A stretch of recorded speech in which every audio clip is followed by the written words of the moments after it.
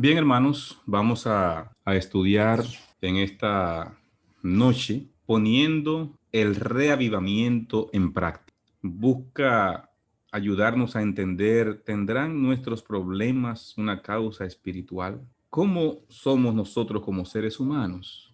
Y lo que dejamos de recibir, ¿lo dejamos de recibir por alguna causa espiritual? Vamos a tratar de que la palabra de Dios una vez más pueda hablar a nuestros corazones en esta noche.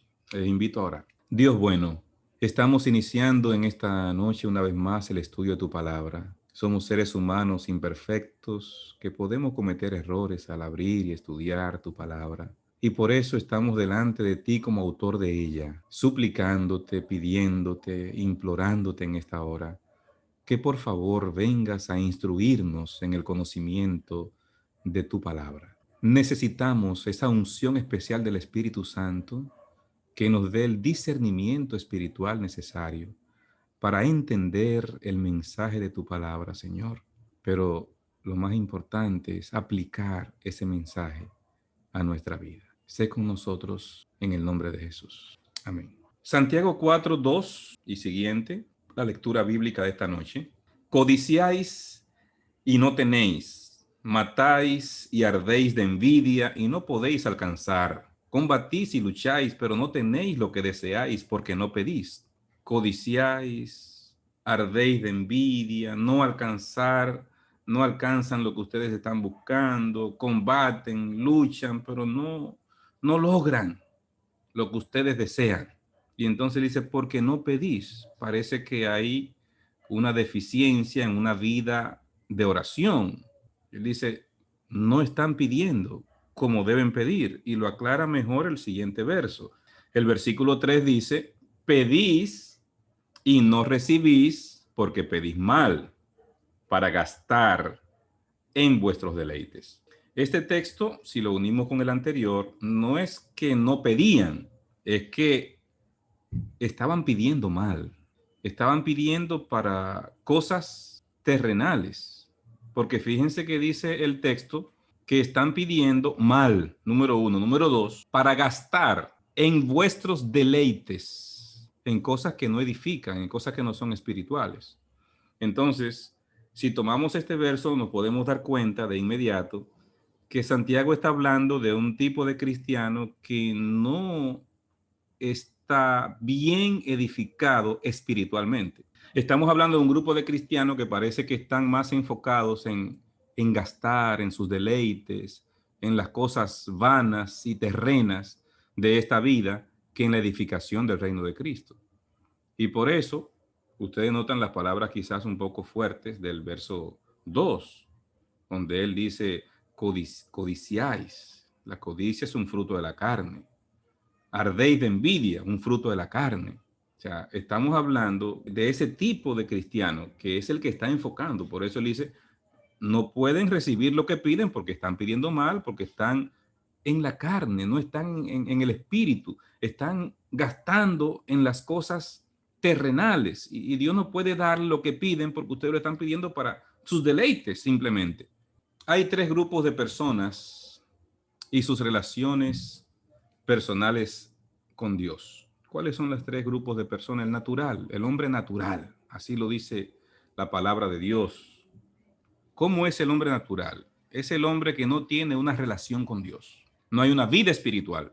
El hombre natural no ha hecho una relación, una intimidad con Dios. Todavía no ha logrado ese punto. No se ha enfocado, no se esfuerza por eso. Número dos, el hombre espiritual es el que tiene una plena y genuina relación con Dios. Cuando somos espirituales, dice el apóstol Pablo, entonces tenemos la mente de Cristo. Y cuando tenemos la mente de Cristo, estamos hablando de tener los pensamientos de Cristo, la unción de Cristo, el espíritu de Cristo. Es actuar y pensar como Cristo. Ese es el hombre espiritual. Número tres, el hombre carnal. El hombre carnal se define en la Biblia como aquel que tiene una vida dividida en su relación con Dios, una vida fingida, Dice 1 Corintios 3, yo, hermanos, no pude dirigirme a ustedes como a espirituales, sino como a carnales, apenas niños en Cristo. No pude dirigirme como a espirituales, porque no lo eran, eran carnales. El hombre natural, el hombre que descuida su relación con Dios, que no tiene una estrecha relación con Dios. Lo dice 1 Corintios 2:14. Pero el hombre natural no percibe las cosas que son del Espíritu de Dios, porque para él son locura y no las puede entender porque se han de discernir espiritualmente. El hombre natural no percibe las cosas que son del Espíritu de Dios. ¿Y por qué no puede percibir las cosas que son del Espíritu de Dios? Porque no tiene una relación con Dios. Entonces dice más el apóstol Pablo. Las cosas espirituales, las cosas que son del Espíritu de Dios, para él son locura. No puede entenderla. Porque para entender esas cosas hay que ser un hombre espiritual. Y este es el hombre natural que no tiene una relación con Dios. Por lo tanto, no puede entender las cosas espirituales porque se pueden discernir únicamente cuando se tiene el Espíritu de Cristo. Ese tipo de hombre, ese tipo de persona, ese tipo de cristiano es muy peligroso porque estamos hablando no de gente del mundo, estamos hablando de personas que ya han tenido un conocimiento de Dios. Es a ese tipo de persona que se está refiriendo la palabra de Dios. ¿Cuál es el criterio que define a qué grupo se pertenece? Notaremos que el factor determinante en los tres grupos es la relación que se tiene con el Espíritu Santo. El hombre natural no tiene ninguna relación con el Espíritu Santo. Vive su propia vida, no le interesa saber de Dios. No le interesa o le interesa muy poco, porque a veces se toma la relación con la iglesia como una relación con un club, una relación formal, un compromiso, cumplo con mi parte de manera formal, pero esa relación con el Espíritu Santo que necesitamos desarrollar, que debe ir creciendo cada día, que hay una madurez espiritual que se va alcanzando, entonces todavía ese hombre no logra desarrollarla. Podemos entender que el hombre natural o el espiritual o el carnal, todo va a estar enfocado en su relación con el Espíritu Santo, porque el Espíritu Santo es el que convence de pecado, justicia y juicio. Es el agente que Cristo dejó para eso. ¿Puede una persona aún estar dentro de la iglesia y estar perdida? Uno dice, bueno, sería muy trágico. Pero si usted mira lo que dice la parábola de las 10 vírgenes, se va a dar cuenta que eran 10 vírgenes. 5 eran prudentes y 5 eran fatuas. Las 5 vírgenes fatuas estaban igual que las prudentes. Estuvieron allí esperando al esposo, todas estaban juntas, todas tenían lámparas, todas se durmieron. Cuando se escuchó bien el esposo, todas se despertaron y apenas comenzó a verse la diferencia cuando unas tenían aceite adicional y las otras no. Pero podemos decir, ahí estaban las 10. No eran 5, eran las 10 que estaban ahí. O sea, si representa a la iglesia, ¿qué quiere decir eso? Que hay personas que están dentro de la iglesia y finalmente quizás no se van a salvar. Bueno, si miramos esa parábola podemos llegar a esa conclusión, porque el dictamen del rey fue, no os conozco, y se quedaron en las tinieblas de afuera, no le permitieron entrar a la celebración de las bodas. Entonces, cuando uno mira, como vimos en un tema anterior, el caso de Judas, Judas estuvo con Jesús, con el pastor perfecto, 3 años y medio. Sin embargo, estaba perdido dentro de la casa, allí en la iglesia, estaba perdido. El hecho de estar en la iglesia, en el libro de la iglesia, no es una garantía de salvación. Y eso es muy importante que lo entendamos. Claro, la iglesia es la puerta que el Señor ha abierto para entrar en el reino de los cielos. Pero cómo es tu relación con Dios es lo que va a determinar si finalmente tú vas a ser salvo o no. No es tu relación con la iglesia. Y es muy importante que entendamos eso. También lo podemos ver con el mensaje a la iglesia de la Odisea. El libro de Apocalipsis presenta el mensaje a 7 iglesias. 7 iglesias que se eligieron de otras tantas iglesias que había en el Asia Menor y se mandó el mensaje a esas 7 iglesias porque esas 7 iglesias tenían características que iban a representar diferentes períodos o etapas por las que iba a pasar la iglesia cristiana desde el primer siglo hasta la segunda venida de Cristo. Desde la iglesia de Éfeso hasta la iglesia de la Odisea. Esas 7 iglesias que están en Apocalipsis capítulos 2 y 3. Entonces nos vamos a quedar en la séptima de esas iglesias, la Odisea. Porque esa iglesia representa a la iglesia que a partir de 1844 iba a estar esperando la segunda venida de Cristo. La última iglesia, la iglesia de la Odisea. Entonces vamos a quedarnos aquí para ver un poquito acerca de esto y ver el hombre natural en la iglesia de la Odisea.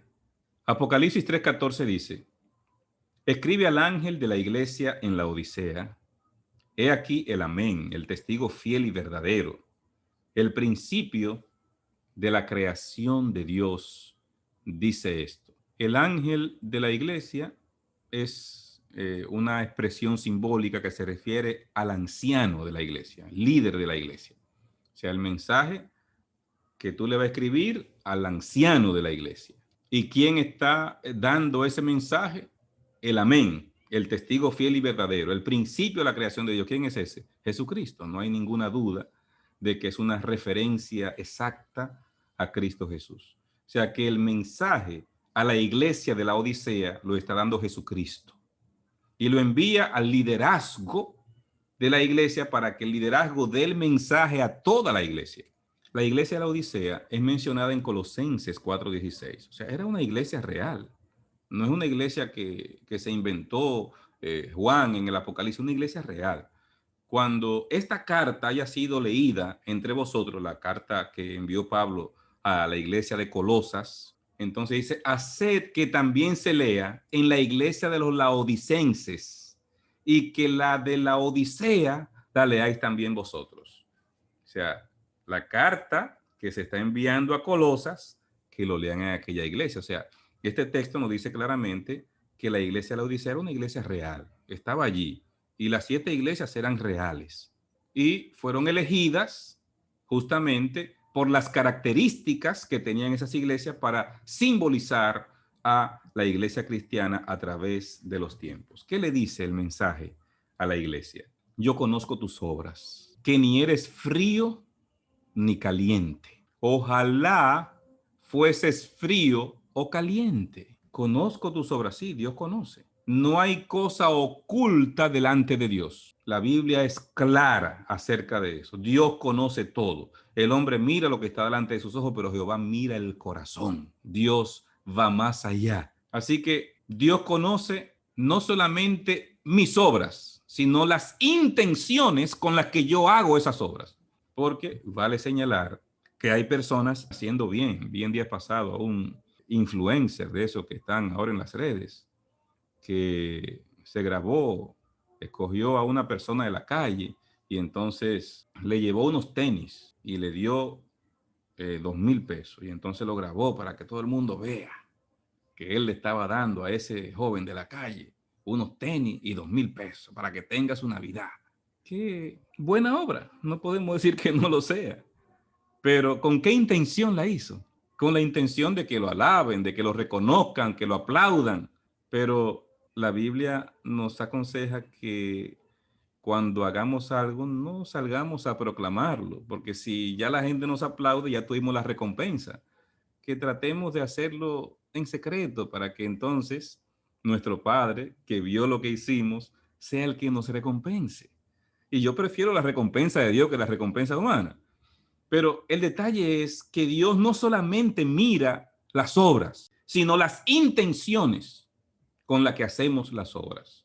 Y entonces dice, conozco tus obras, que tú no eres ni frío ni caliente. Lo que tú puedes hacer, estar haciendo en la iglesia, puede que impresione al pastor o que impresione a los ancianos de la iglesia o que los hermanos te tengan en una altísima estima por lo que estás haciendo. Pero Dios mira lo más profundo de tu corazón y se da cuenta si eso que estás haciendo lo estás haciendo realmente para honrar, alabar a Dios. Lo estás haciendo porque el Espíritu Santo está en ti y te está inspirando a hacer lo que estás haciendo. o lo estás haciendo para que te reconozcan. Lo que está diciendo de esta iglesia es serio, porque dice, mira, no eres ni frío ni caliente. Y entonces el Señor dice, ojalá fueses frío o caliente. Ojalá. Uno de los principales lugares de interés en la comarca de la Odisea, porque era una ciudad también, la Odisea. No vamos a tener el tiempo aquí de entrar en todos los detalles de lo que fue la ciudad de la Odisea y entrar en esos aspectos, pero sí es bueno que sepamos que era una ciudad y que la iglesia que estaba en esa ciudad tenía el nombre de la misma ciudad.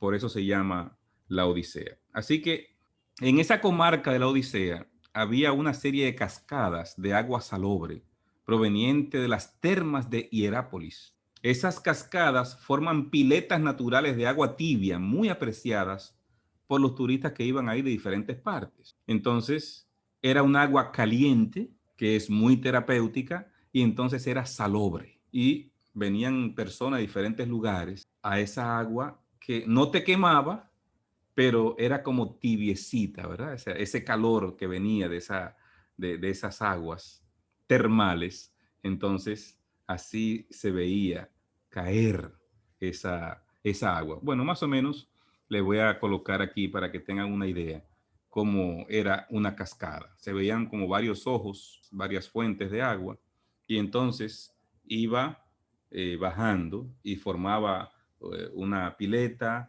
y allí las personas se bañaban y venían de diferentes partes. Se hizo muy, muy famoso esa parte allí.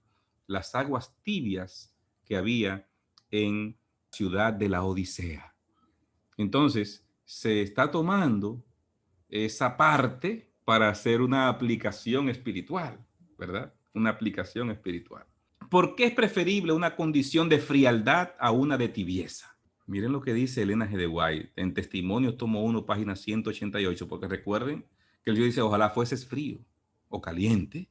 El ideal es que seas caliente, pero si no puedes ser caliente, ojalá que seas frío. ¿Qué dice Elena G. de White sobre esto? Al Señor le agradaría que los tibios que creen que son religiosos nunca hubieran mencionado su nombre. Son una carga continua para los que anhelan ser fieles seguidores de Jesús. Son una piedra de tropiezo para los incrédulos. ¡Wow!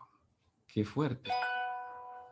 Al Señor le agradaría que los tibios que están en la iglesia, y entonces dice ella, que creen que son religiosos, pero son tibios, que esos nunca hubieran mencionado su nombre. ¿Y por qué? Ella lo dice claro, son una carga continua para los que quieren ser fieles seguidores de Jesús. Son una piedra de tropiezo para los incrédulos. Wow. ¿Hay tibios en la iglesia? Bueno, el mensaje de la iglesia de la Odisea dice que sí, que el mensaje de la iglesia final de la historia de este mundo va a tener un grupo de personas tibias. ¿Y por qué hay tibios? Bueno, porque el enemigo entra gente y bautiza personas. ¿Para qué? Para que sean piedra de tropiezo. Son quintas columnas que introduce el enemigo dentro de la iglesia. ¿Para qué? Para que aquella persona que quiere servir a Dios de corazón, con entrega, cuando vea el mal ejemplo y el testimonio de ese que ya está en la iglesia, entonces se desanime y diga, pero si esos son los cristianos, pues yo creo que estoy mejor donde yo estoy. Y eso es lo que provoca una tibieza espiritual. Muy fuerte lo que dice aquí la inspiración profética, pero el mensaje de Dios no es suave. Sigue diciendo Apocalipsis capítulo 3. Pero por cuanto eres tibio y no frío ni caliente, te vomitaré de mi boca. El Señor prefiere que seamos frío o caliente.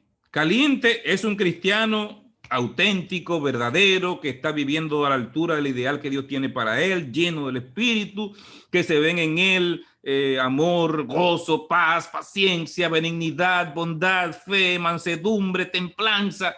Esas características se ven en el cristiano caliente, que sirve a Dios con entereza, que está dispuesto a ir donde Dios lo manda, que no se limita en su entrega al Señor.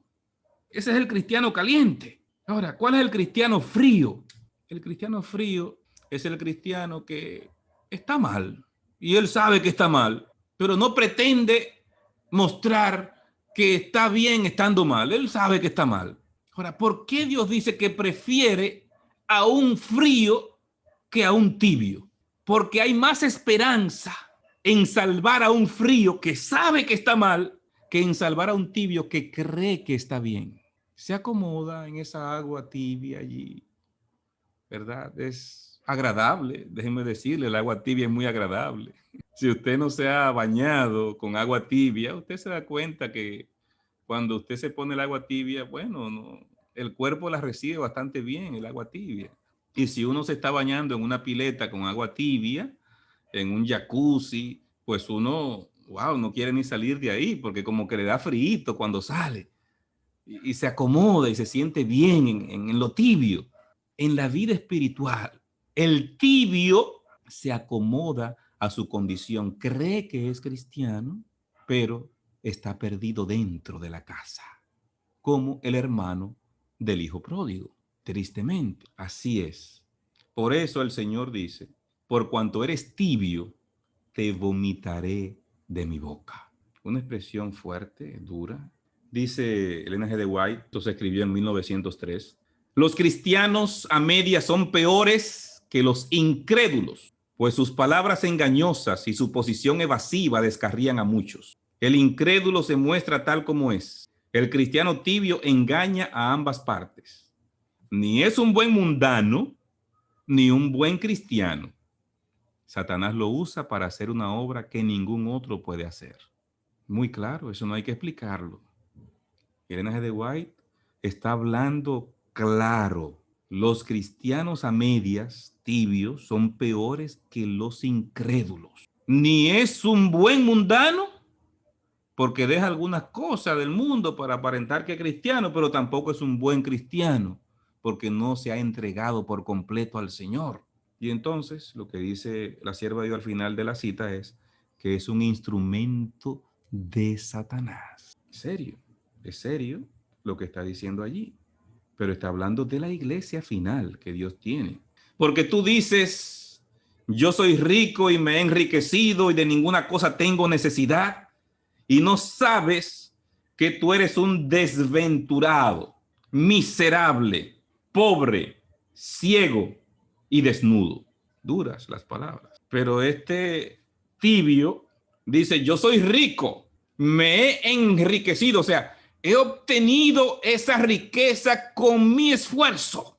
Y como yo me he enriquecido, no tengo necesidad de nada. Enriquecido. La iglesia de la Odisea no solo afirma que es rica, sino que es por su propio esfuerzo. Yo quiero que veamos este texto de Oseas 12:8. Efraín dijo, ciertamente he enriquecido, he hallado riquezas para mí. Nadie hallará iniquidad en mí, ni pecado en todos mis trabajos. O sea, está hablando de un orgullo que tiene. Me he enriquecido. Nadie va a hallar iniquidad en mí. Orgullo, yo no tengo pecado. Todo mi trabajo me ha llevado a obtener estas riquezas y que yo quiero lograr con ellas. Que la gente lo alabe, lo aplauda, lo reconozca. Es lo mismo, recuerden que anoche leímos un texto que el Señor le dijo, Efraín es dado a los ídolos. Déjalo, en el mismo libro de Oseas. Ese Efraín que se había enriquecido, que no quería tener un cambio, como lo que él quería era eso, Dios le dijo, déjalo. Porque es que cuando una persona no reconoce su condición delante de Dios, ¿qué puede hacer Dios para ayudarlo? Nada. Cuando usted cree que lo tiene todo y que no tiene necesidad de ninguna cosa, Dios no puede hacer nada para ayudarlo. ¿Qué vemos en esta iglesia, la Odisea? Falta de entrega. Quien no se entrega por entero a Dios se ve gobernado por otro poder y escucha otra voz, cuyas sugestiones revisten un carácter completamente distinto. El servicio a medias coloca al agente humano del lado del enemigo como aliado eficaz de los ejércitos de las tinieblas. Otra vez, Elena G. de White es muy clara acerca del servicio a medias que damos a Dios. Dios no acepta una parte de la entrega. Dame, hijo mío, tu corazón. Es todo que Dios quiere, no una parte del corazón. Seguimos viendo en esta iglesia de la Odisea que no condena lo malo y sostienen la justicia. No es suficiente el simple hecho de profesar creer la verdad. Todos los soldados de la cruz de Cristo se obligan virtualmente a entrar en la cruzada contra el adversario de las almas, a condenar lo malo y sostener la justicia. No podemos apañar lo malo y callar lo malo. No, el Señor nos ha llamado a condenar lo malo, no importa dónde esté. Lo más serio que podemos ver en esta iglesia, según las características que va dando Jesús en Apocalipsis capítulo 3, es que no quiere recibir corrección. Dice Elena G. de White en Testimonios, tomo 1, yo los Testimonios, tomo 1, página 329. Se me ha mostrado que la mayor razón por la cual los hijos de Dios se encuentran ahora en ese estado de ceguera espiritual es que no quieren recibir la corrección. No quieren recibir la corrección. Muchos han despreciado los reproches y amonestaciones que se les dirigieron. Y cuando yo no quiero recibir la corrección, ¿qué hace el Señor? Entonces te deja. Tú no quieres recibir corrección, pues Dios deja. Lo que Él quiere ensuciarse, deja lo que se ensucie. Esa es la actitud, porque Dios respeta tu libertad, el libre albedrío. Y esta iglesia no quiere recibir la corrección, porque dice, yo no tengo necesidad de ninguna cosa, no tengo necesidad de nada. Y por eso Dios le dice, pero es que tú no reconoces que eres un pobre, miserable, ciego, desnudo. ¿No te das cuenta? O sea, tú no puedes entender tu realidad. Otra característica que podemos ver en esta iglesia es ese rechazo voluntario a los testimonios. Lo describe Elena G. White de esta manera. Muchos contrarían directamente la luz que Dios ha dado a su pueblo, porque no leen los libros que contienen la luz y el conocimiento en reconvenciones, reprensiones y amonestaciones. ¿Qué pasa con un grupo de personas en la iglesia final que no quieren escuchar las amonestaciones que Dios envía a su pueblo? ¿Dónde están esas amonestaciones? En los escritos del don de profecía. Dios dio una manifestación especial del don de profecía a esta iglesia final. Pero hay muchas personas que no le interesa buscar ese mensaje de amonestación que Dios nos ha dado. Ese mensaje de guía y de orientación que Dios ha dado a esta iglesia final. Y es más, algunas personas ni siquiera creen en que el Señor mandó ese mensaje a esta iglesia. Yo hice una encuesta sobre el don de profecía una vez en República Dominicana y encontré que había una gran cantidad de personas que no creían en el don de profecía. Se han hecho otro tipo de encuestas en otras partes y es una pena. ¿Cómo es posible que una iglesia que ha sido llamada por Dios para dar el último pregón a este mundo esté rechazando el mensaje que Dios envía? Y lo dice claramente. No leen los libros que contienen la luz y el conocimiento. Entonces eso es rechazo o ignorancia voluntaria. Porque hay personas que no tienen el conocimiento. Perfecto, no tienen el conocimiento. Pero cuando Dios te ha dado el libro que tiene el conocimiento y tú no lo buscas, no te interesa, esta iglesia no es haciendo negocio que está con esos libros. Por eso usted puede encontrar todos los libros de don de profecía aún en una app, en una aplicación que usted puede descargar y bajar todos los libros y tenerlo en su teléfono móvil. O sea, Dios lo que quiere es que leamos, que tengamos ese mensaje. Y la iglesia está facilitando para que nadie tenga excusa de tenerlo. Claro, a mí me gusta tener mis libros. Tengo una colección casi completa de todos los libros que hay en español de Elena G. de White. Porque tengo el app como un apoyo, pero tengo mi libro para mi estudio y para subrayar y todos esos detalles. Pero es importante que podamos nosotros conocer lo que Dios nos ha dicho. Dice el verso 17, porque tú dices, yo soy rico, me he enriquecido, de ninguna cosa tengo necesidad, y no sabes que tú eres un desventurado, miserable, ciego y desnudo. Esa última parte es la que Dios le está diciendo, eres un desventurado, miserable, pobre, ciego y desnudo. ¿Por qué? Porque no reconoces tu condición. No reconoces que no tienes el vestido adecuado. Por eso, Mateo 22:12, cuando usted ve la parábola del vestido de boda, se da cuenta que cuando el rey entró, después que le mandó la ropa a cada quien que debía recibir en la boda, entonces vio a uno que no tenía el vestido, que el mismo rey, la costumbre, había mandado el vestido que debía lucirse en la boda.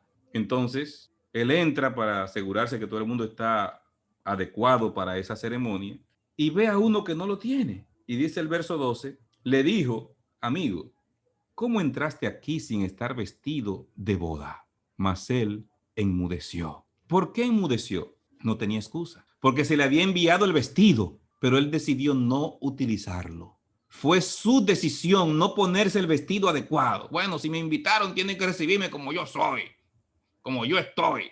Pero te mandaron el vestido que va a lucir en ese evento. No es como tú quieres. Es conforme a los principios establecidos. Y el vestido de bodas es la justicia de Cristo.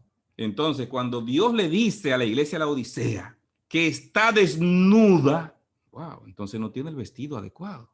Cuidado, cuidado si hemos descuidado colocarnos ese vestido adecuado que el Señor está esperando que su iglesia tenga. Y viene otra amonestación del Señor. Por tanto, yo te aconsejo que de mí compres oro refinado en fuego para que seas rico, y vestiduras blancas para vestirte, y que no se descubra la vergüenza de tu desnudez, y unge tus ojos con colirio para que veas. El oro probado en el fuego que se recomienda aquí es la fe y el amor. Así lo dice Elena G. de White en primera de Joya de los Testimonios, página 478. La fe y el amor. Necesitamos tener esa fe y ese amor. Ya hablamos acerca de ese amor de Dios que se tiene que manifestar en el amor al prójimo también. La vestidura blanca es la pureza del carácter, la justicia de Cristo que cubre al pecador. Cuando Dios me mira, ya no ve mi pecado y maldad. Ve la justicia de Cristo cubriendo mi vida. Ese manto es el que yo necesito tener. Pero si estoy en tibieza, me estoy negando a ponerme el vestido apropiado. Colirio. El colirio es aquella sabiduría y gracia que nos habilita para discernir entre lo malo y lo bueno y para reconocer el pecado bajo cualquier disfraz. Esa sabiduría celestial, ese discernimiento espiritual que Dios nos da para discernir el mal, no importa bajo qué disfraz venga. Necesitamos ese colirio espiritual que lo da el Espíritu Santo.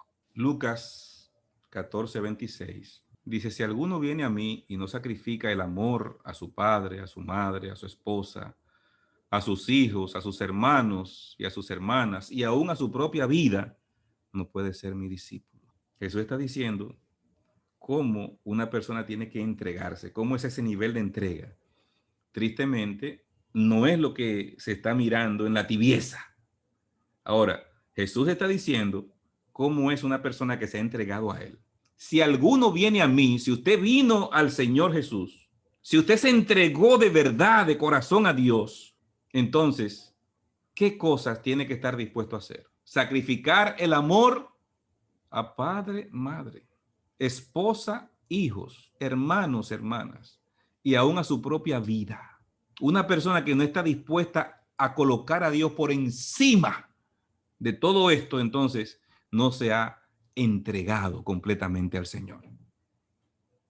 Es así como lo dice la palabra. No hay que buscar arreglo, ahí no hay que interpretar nada, está claro, directo lo que Jesús dice. Y el que no carga su cruz y me sigue no puede ser mi discípulo.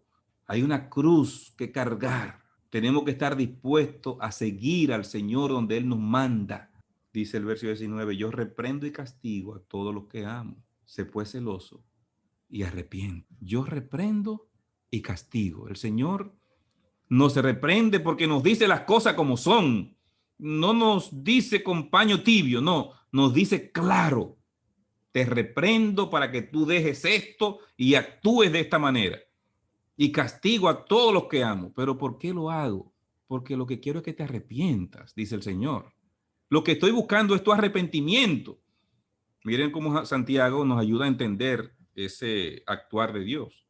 Bienaventurado el varón que soporta la tentación, porque cuando haya resistido la prueba, recibirá la corona de justicia que Dios ha prometido a los que le aman.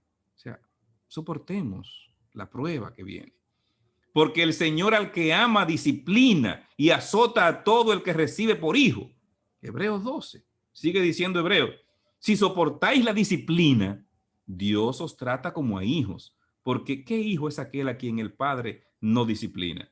Así, hermanos, que el texto nos ayuda a nosotros a entender de forma clara que el Señor nos disciplina. ¿Por qué? Porque nos ama y porque quiere que nos arrepintamos y vivamos para Él. Termina el mensaje con el versículo 20. He aquí, yo estoy a la puerta y llamo. Si alguno oye mi voz y abre la puerta, entraré a él, cenaré con él y él conmigo. Ahí está la parte final del mensaje. El Señor dice, estoy a la puerta y estoy llamando. O sea, está afuera, no está dentro Jesús. Recuerdan que alguien hizo el cuadro representando a Jesús tocando la puerta y un crítico vino a criticar el cuadro. Dice, pero ¿y cómo este pintor no le puso llavín a la puerta? Y entonces el pintor explicaba que esa puerta representa el corazón humano y que solamente se abre por dentro. El Señor está tocando una puerta sin llavín porque no se puede abrir por fuera, es desde adentro que se abre, esperando que nosotros podamos responder a la voz. Ahora, la pregunta es, ¿por qué será que los creyentes dejan a Jesús parado frente a la puerta?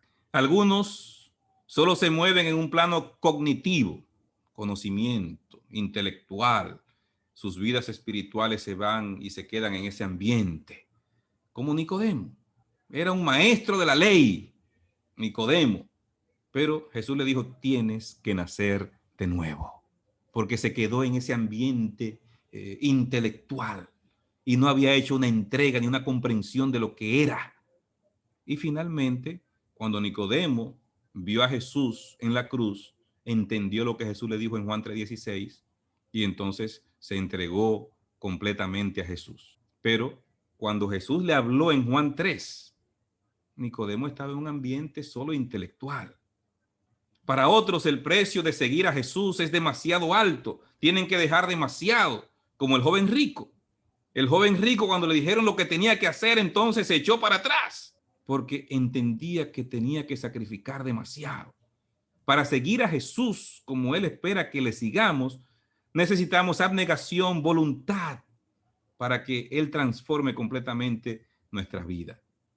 Dejar a Jesús afuera también puede ser causado por una pura negligencia, falta de tiempo, de comunión con Jesús. La razón de la tibieza en Apocalipsis 3:20. Yo estoy a la puerta y llamo. Jesús está afuera.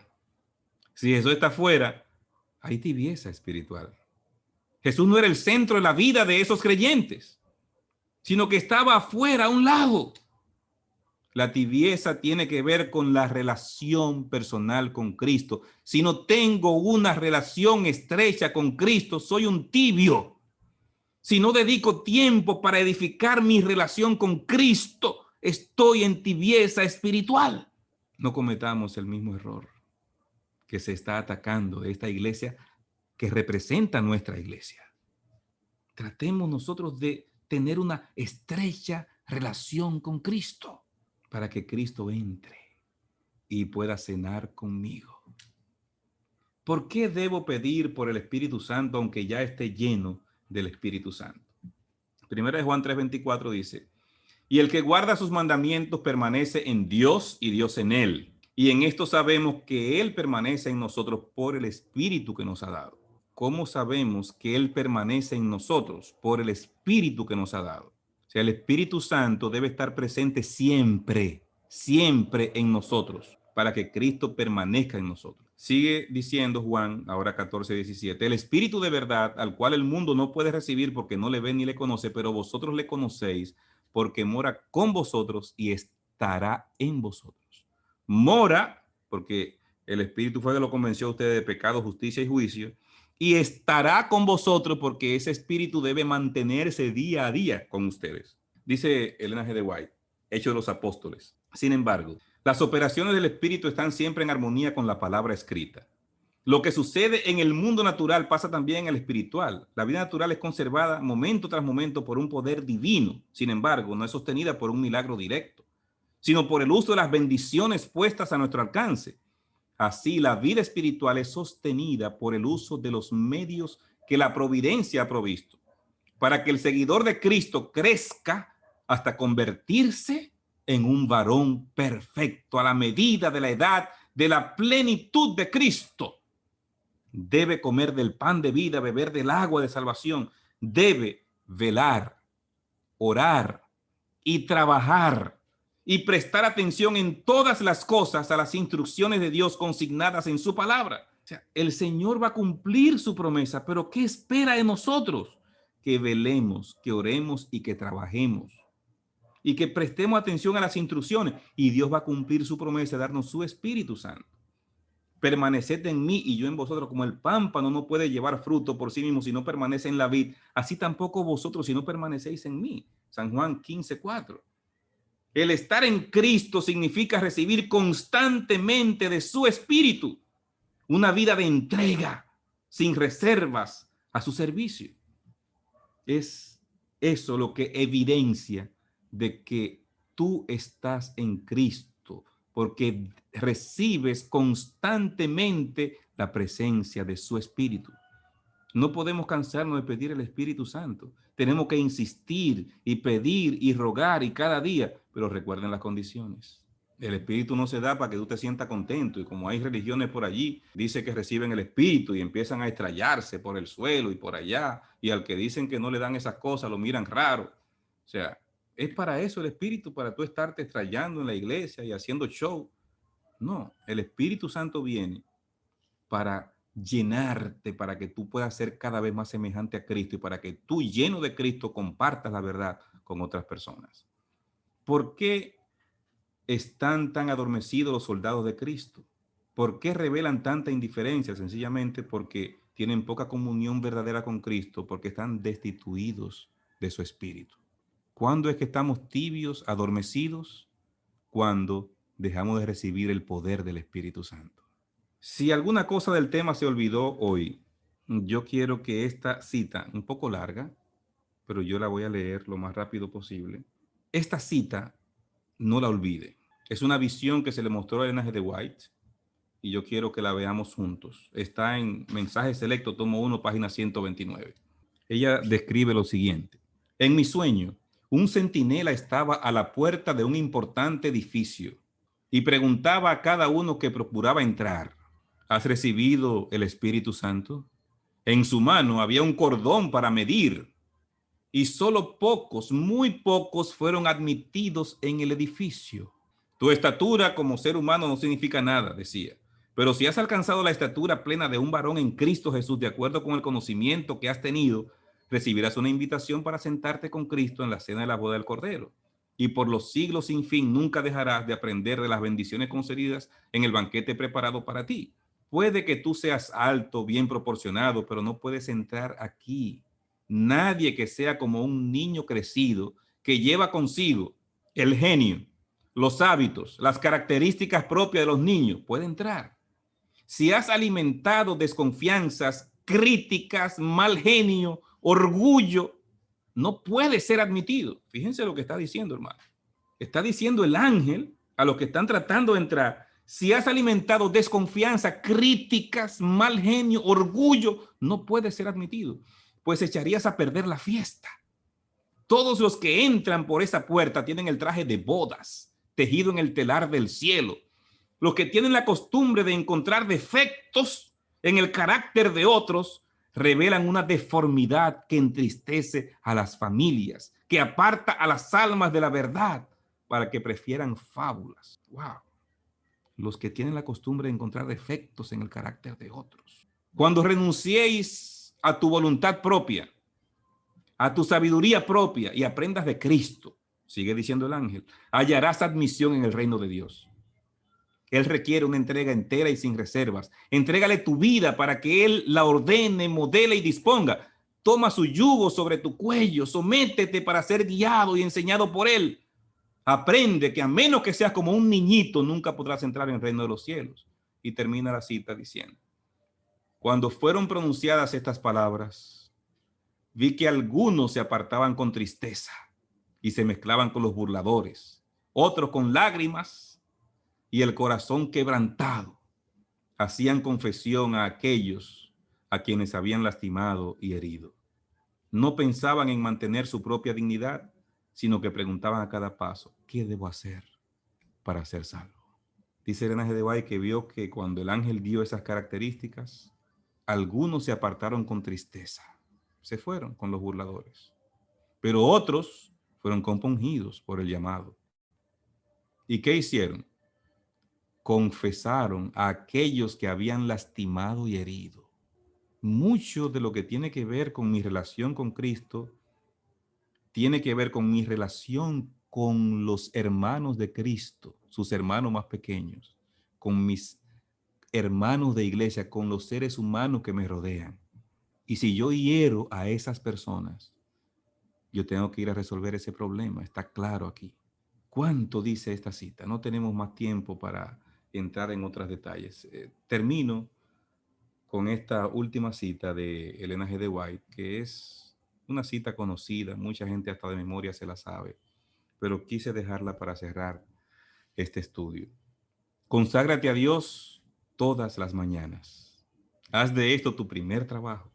Sea tu oración, tómame, oh Señor, como enteramente tuyo. Pongo todos mis planes a tus pies. Úsame en tu servicio. Mora conmigo.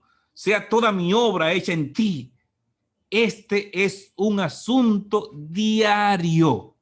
Cada mañana conságrate a Dios por ese día. Somete tus planes a Él para ponerlos en práctica o abandonarlos según te lo indicare su providencia. Sea puesta así tu vida en las manos de Dios y será cada vez más semejante a la de Cristo. Hermanos, Cristo está tocando porque quiere entrar en mi corazón. No lo dejemos tocando. Abramos la puerta, invitémoslo a entrar y cada día, cada mañana, sigamos invitándolo a entrar en nuestra vida. Cada día, cada mañana, que la presencia del Espíritu Santo sea una realidad en nosotros para que podamos cenar con Cristo en las mansiones celestiales. Que el Señor te bendiga. Es mi deseo y oración.